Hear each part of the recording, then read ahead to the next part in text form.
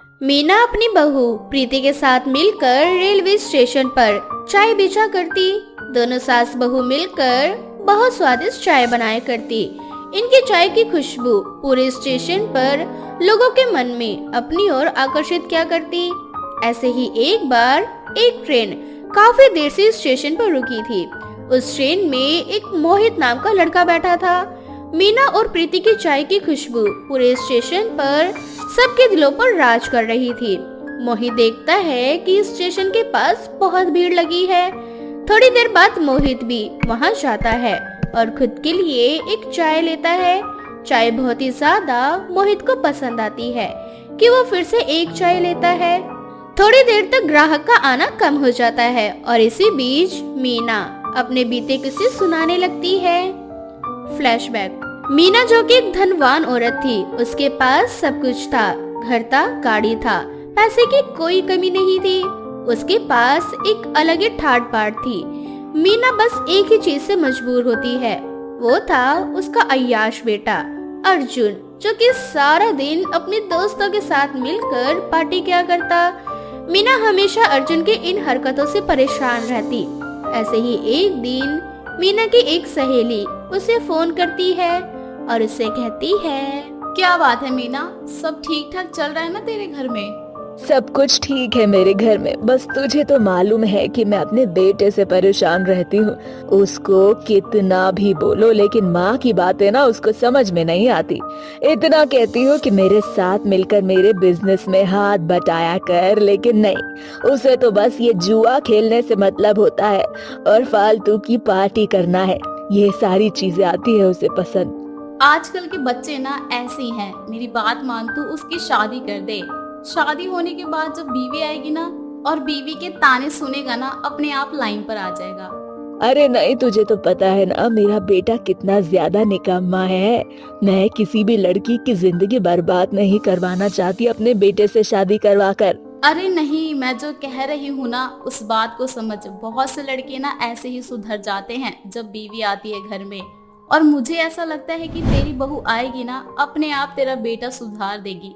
एक बार इस बारे में सोचना जरूर, और वैसे भी सही समय पर शादी हो जाए तो बहुत ज्यादा बढ़िया रहता है। अर्जुन की उम्र भी हो चुकी है, अब शादी कर दी, क्या पता अर्जुन सुधर जाए। बात तो तेरी सही है। मैं भी सोचती हूँ कि आखिर कब तक मैं घर की जिम्मेदारियों को संभाल लूंगी। मेरी भी अब उम्र हो गई है, अब आराम करना चाहती हूँ। बेटा ना सही, बहू ऐसी किस्मत में लिख दे भगवान की वो मेरा बेटा बनकर मेरे कंधे से कंधा मिलाकर मेरे साथ चले। चल ठीक है, भगवान करे ऐसा ही हो। ऐसे ही अब मीना अपने बेटे के लिए लड़की देखना शुरू कर देती है और एक दिन मीना के पास प्रीति नाम की लड़की का रिश्ता आता है। प्रीति दिखने में काफी सुंदर थी, लेकिन थोड़ी कम पढ़ी लिखी थी, लेकिन उसके अंदर बहुत सारे घरेलू गुण थे। ऐसे ही अब प्रीति और अर्जुन की शादी हो जाती है। शादी होने के बाद प्रीति अपने ससुराल आ जाती है। कुछ दिन तक सब कुछ अच्छे से चल रहा था। अब अर्जुन दिन प्रतिदिन और ज्यादा बदतमीज होता जा रहा था। वो अब घर से एक हफ्ते तक बाहर रहा करता। ये सब देखकर मीना को अपनी बहू के लिए बहुत ज्यादा बुरा लगता है। मीना अब ठान लेती है कि उसे कुछ तो करना ही पड़ेगा। ऐसे ही एक दिन मीना अर्जुन से कहती है, देख अर्जुन, अब तेरी उम्र हो चुकी है, अब तो बचपना छोड़ दे। अब मुझसे अकेले ये बिजनेस नहीं संभलता। कल से अब तू जाएगा ऑफिस, सारा काम कैसे संभालना है अब सब कुछ तू देखेगा। अरे माँ, इतनी सी बात आप बिना फालतू का टेंशन लेती हो। मैं सब कुछ कर लूंगा। कल से आपको ऑफिस जाने की कोई जरूरत नहीं है। अब देखना आपका बिजनेस कितनी ऊंचाइयों तक पहुंचा दूंगा मैं। वो तो वक्त बताएगा, तो हमें ऊंचाइयों पर ले जाएगा या जमीन पर गिरा देगा। फिलहाल के लिए कल से तू ऑफिस जाएगा। मुझे शिकायत का मौका मत देना, और थोड़ा प्रीति पर भी ध्यान दे। तेरी पत्नी है वो, उसके प्रति तेरी कोई जिम्मेदारी नहीं बनती क्या? माँ बिल्कुल भी टेंशन मत लो, मैं किसी को कोई शिकायत का मौका नहीं दूंगा। ऐसे ही अर्जुन अब ऑफिस का सारा काम अपने हाथों में ले लेता है। मीना को कहीं ना कहीं इस बात का डर था कि अर्जुन कैसे ये सारी चीजों को संभालेगा, लेकिन फिर भी थोड़ा सा रिस्क लेते हुए मीना को ये कदम उठाना ही पड़ता है। अर्जुन अब ऑफिस जाना शुरू कर देता है। देखते ही देखते कुछ महीने यूं ही गुजर जाते हैं और एक रात अर्जुन खूब नशा करके घर पर आता है। नशे की हालत में देखकर मीना बहुत ज्यादा परेशान हो जाती है और मीना कहती है, अरे ये क्या, अब तू नशा भी करने लग गया? अगर ऐसे ही बिजनेस संभालेगा तो कैसे चलेगा? और मैं इतनी मेहनत करूंगा तो ये सारी चीजें तो चलती हैं। थोड़ी सी पी ली तो क्या हो गया? आपको कोई टेंशन लेने की जरूरत नहीं है। आपका बेटा है ना, अब देखना डबल पैसे आएंगे अब हमारे पास। डबल पैसे क्या मतलब? मीना को जान पाती इससे पहले ही अर्जुन बेहोश हो जाता है। ऐसे ही अगली सुबह कुछ पुलिस वाले मीना के घर आते हैं और एक आदमी मीना के घर आता है वकील लेकर। दरअसल अर्जुन दुगने पैसे कमाने के चक्कर में ड्रग्स की तस्करी करना शुरू कर देता है। अब ये सारी बातें पुलिस को पता चल जाती है तो वहीं दूसरी तरफ अपनी माँ से चोरी छुपके घर की सारी प्रॉपर्टी के पेपर भी इन सारी चीजों में वो लगा देता है। अब मीना के पास ना ही घर था, ना ही बिजनेस और ना ही बेटा, क्योंकि अर्जुन को पुलिस अपने साथ ले जाती है, जिसके बाद से दोनों सास बहू अब सड़क पर आ जाती हैं। Flashback out. ये थी हमारी कहानी, लेकिन इन सब में मेरी बहू ने कभी मेरा साथ नहीं छोड़ा। वो कभी अपने मायके नहीं गई, बल्कि हमेशा मेरा बेटा बनके मेरा साथ निभाया। इसीलिए मैं कहती हूँ कि अर्जुन ना सही, प्रीति ही सही। वैसे आपकी हिम्मत को काफी दाद देनी पड़ेगी आंटी। आपने इतनी उम्र में भी सारी चीजों को अच्छे से संभाला है और इतना सब होने के बाद भी हिम्मत नहीं हारी आपने, वरना बहुत से लोग इतना सब होने पर टूट जाते हैं, जीने की इच्छा खत्म हो जाती है उनकी। मेरा ये मानना है कि जीवन में जो होता है वो पहले से ही फिक्स होता है। क्या पता इसमें से ही कुछ अच्छा लिखा हो हमारे लिए। जी मुझे भी ऐसा लगता है कि अब आपके साथ ना बहुत कुछ अच्छा होने वाला है। दरअसल मोहित एक यूट्यूबर था और मीना की सारी कहानी उसने अपने यूट्यूब चैनल पर डाल दी थी, जिसके बाद से बहुत सारे लोग मीना की कहानी सुनने के बाद दूर दूर से मीना के पास उसकी चाय पीने के लिए आया करते। देखते ही देखते मीना को रेलवे के द्वारा एक बहुत बड़ा चाय बनाने का कॉन्ट्रैक्ट मिलता है। हर कोई दूर दूर से मीना और प्रीति से मिलने के लिए आया करते। चाय बेचने वाले सास बहू देखते ही देखते बहुत ही कम समय में मशहूर हो जाती हैं। अब इनके पास काम की कोई कमी नहीं थी। दोनों सास बहू मिलकर फिर से एक नई जिंदगी की शुरुआत करती हैं, जहां वह दोनों अपने लिए एक बहुत ही सुंदर सा घर बनाती है और मेहनत ईमानदारी के साथ अपने जीवन में आगे बढ़ती हैं। उषा के 3 बेटे थे, जिसमें से उसके 2 बेटों की शादी हो रखी थी। अब बारी थी तीसरे बेटे सुमित की। इसलिए जब उषा अपने बेटे सुमित के लिए लड़कियां देखने लगती है तो वो पंडित से साफ साफ कह देती है, देखिए पंडित जी, मुझे आप पर पूरा भरोसा है। आप मेरे घर के लिए संस्कारी बहू देखेंगे, पर मैं आपसे कुछ कहना चाहती हूँ। हाँ हाँ उषा बहन कहो। इससे पहले भी तो तुम्हारे घर में जो 2 बहू आई हैं वो मेरी ही ढूंढी हुई हैं। इसी बात का दुख है पंडित जी। खैर छोड़िए, मैं तो आपसे ये कहना चाहती हूँ कि इस बार मेरे घर में जुए वाली बहू ना आए। इससे पहले मेरे 2 बेटों की शादी हुई है और मेरे घर में जो 2 बहुएं आई हैं उनके सर में बाल से ज्यादा तो जुए हैं। उन दोनों के सर के जुए साफ करते करते मैं परेशान हो चुकी हूँ। उषा बहन माफ करना, पर मेरा काम विवाह करवाना है, ना कि जुएं साफ करना। इसलिए जब मैं विवाह करवाने के लिए लड़की देखता हूँ तो मैं उनके संस्कार, उनकी शक्ल सूरत और सीरत देखता हूँ, ना कि उनके सर में जुएं। इतना बोलकर पंडित जी वहाँ से चले जाते हैं। अब इसी तरह से कुछ दिन बीत जाते हैं और एक दिन उषा की बड़ी बहू काव्या उषा से कहती है, माँ जी, मेरी नजर में एक बहुत अच्छी लड़की है। देवर जी के साथ उसकी जोड़ी बहुत जचेगी। माफ कर दे बहू, पर तू मेरे बेटे के लिए लड़की मत ही देख। जिस तरह से तेरे सर में जुए की रेलगाड़ी चलती है, मैं नहीं चाहती उसी तरह से मेरे घर की तीसरी बहू भी जुए वाली आ जाए। पर माँ जी, उसके सर में जुए नहीं है। काव्या अपने सर को खुजाते हुए अपनी सास से बोली रही होती है कि अपनी बहू को बंदरों की तरह सर खुजाता देख उषा को गुस्सा आ जाता है और वो बिना उसकी बातें सुने वहाँ से चली जाती है। अब इसी तरह से कुछ महीने बीत जाते हैं और एक दिन सुमित आधी रात को छुपकर किसी से बात कर रहा होता है। ये सब कुछ उषा अपनी आंखों से देख लेती है और सुमित से कहती है, क्यों रे, इतनी रात को आखिर तू किससे छुप छुप कर बात कर रहा है? बता, कौन है वो लड़की? माँ कोई लड़की नहीं है, मैं अपने दोस्त से बात कर रहा था। अगर कोई लड़की पसंद है तो तू मुझे बता दे, मुझे क्या पता, मैं तेरी शादी उसी लड़की से करवा दूं। पर अगर तूने नहीं बताया तो फिर सोच ले, तेरी शादी वहीं होगी बेटा जहां मैं चाहूंगी।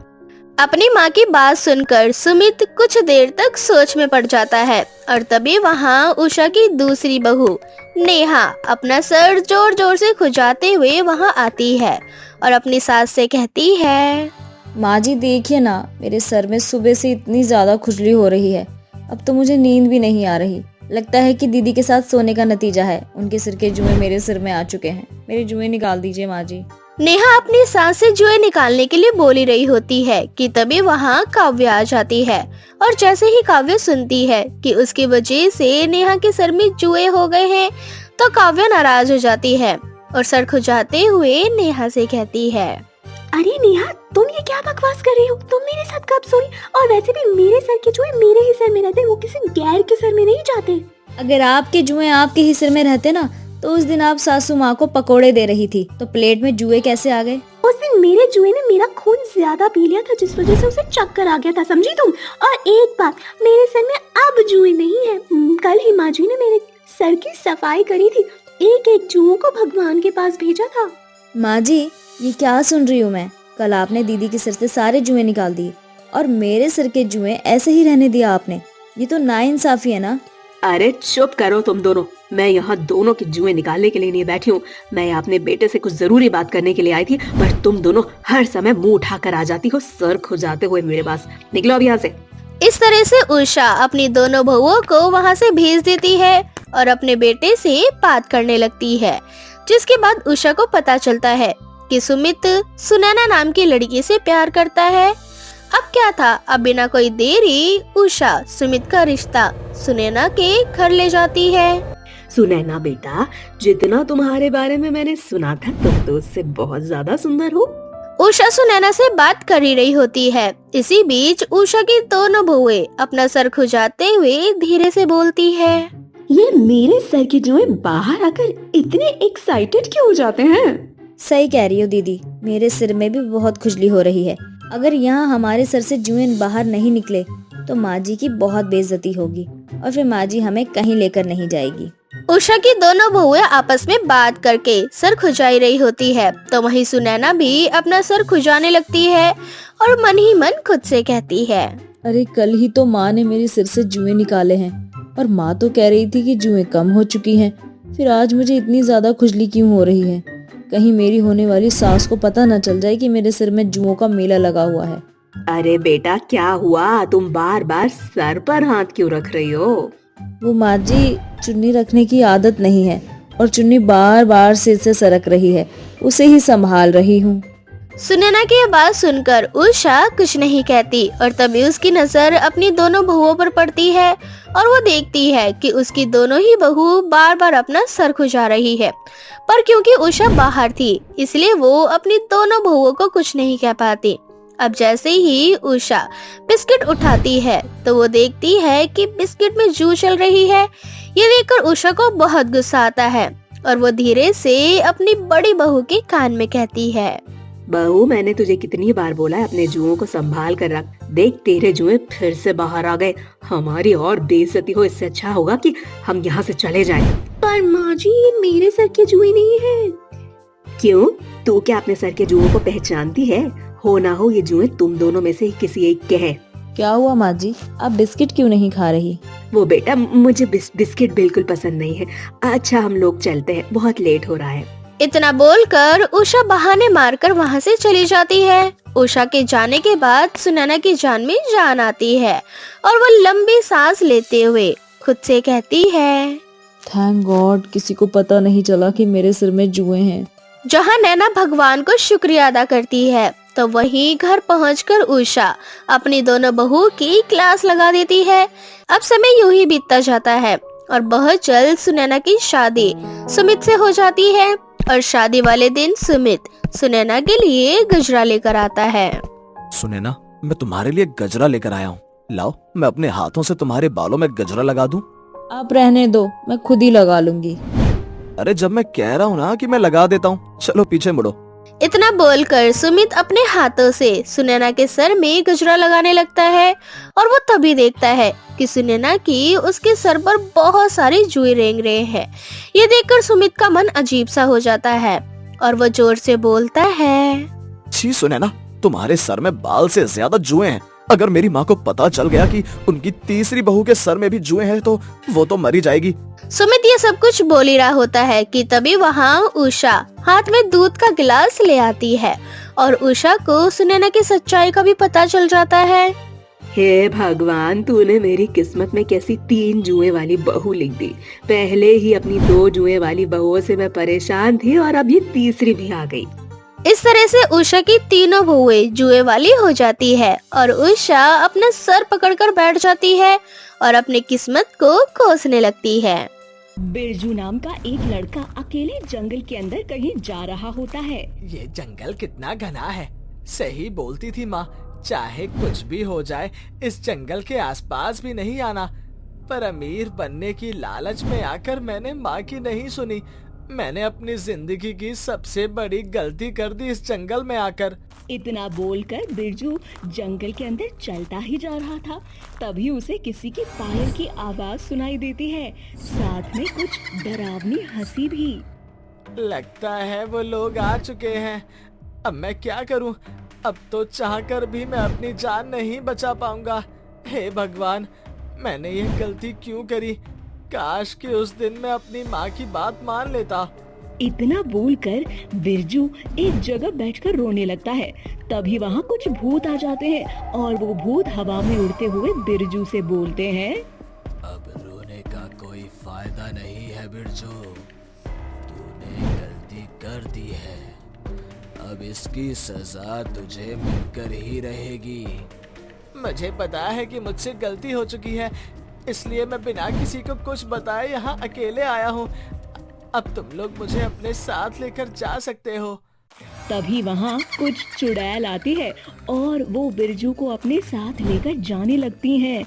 तो वहीं वो सारे भूत बिरजू पर नजर रख रहे होते हैं और उसके साथ हवा में उड़ रहे होते हैं।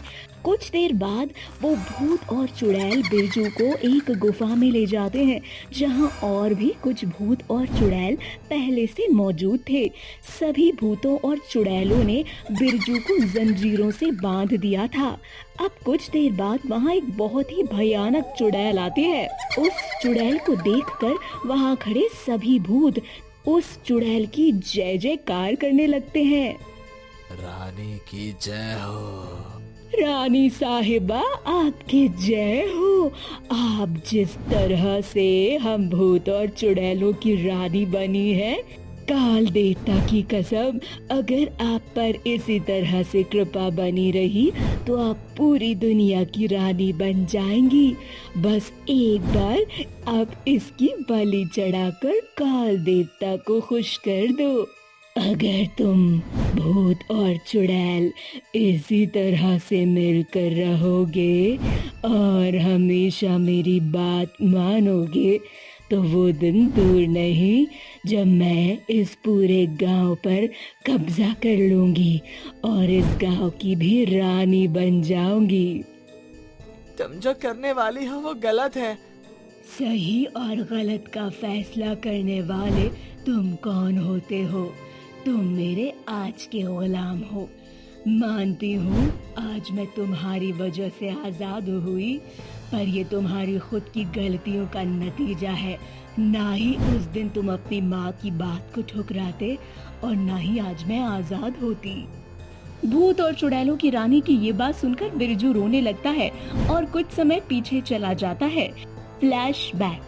जब बिरजू शहर के लिए जा रहा होता है, परंतु पैसे ना होने की वजह से वो शहर नहीं जा पाता और घर आकर अपनी माँ से लड़ने लगता है।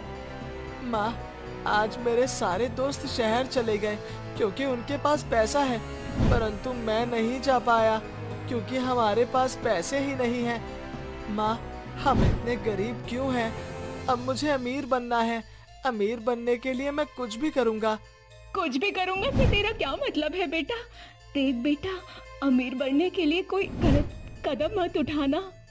अगर गलत कदम उठाने से मैं अमीर बनता हूँ तो मैं ये गलत कदम जरूर उठाऊंगा।